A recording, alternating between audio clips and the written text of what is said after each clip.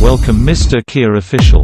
ដូចពាក្យចាស់ថាខ្លួនមួយចង់ជីទូពីដល់ពេលគេតាមតន់ខំក៏អកឡើងវក់វីយ៉ាងណាក៏គេមិនជឿព្រោះគេបានលឺដំណឹងច្បាស់បាទនេះគឺមានតែ Kia Official on the mix. Welcome to Mr. Ross. ចាស់ថាខ្លួនមួយចង់ជីទូពីដល់ពេលគេតាមតន់ខំក៏អកឡើងវក់វីយ៉ាងណាក៏គេមិនជឿព្រោះគេបានលឺដំណឹងច្បាស់បាទនេះគឺមានតែសូមតន់អូនតាមក្រោយ Mr. Kia Remix.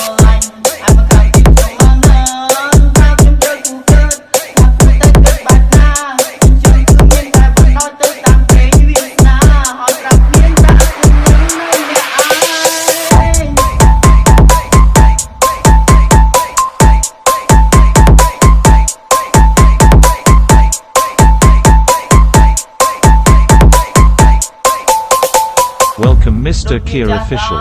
ខ្លួនមួយចង់ជីទូពីដល់ពេលគេតាមតន់ខំក៏អកឡើងវក់វីយ៉ាងណាក៏គេមិនជឿព្រោះគេបានលឺដំណឹងច្បាស់បាទនេះគឺមានតែសូមតរូបអូនតាមក្រោយ Welcome to Mr. Ross. ចាស់ថាខ្លួនមួយចង់ជីទូពីដល់ពេលគេតាមតន់ខំក៏អកឡើងវក់វីយ៉ាងណាក៏គេមិនជឿព្រោះគេបានលឺដំណឹងច្បាស់បាទនេះគឺមានតែសូមតរូបអូនតាមក្រោយ Mr. Kia Remix.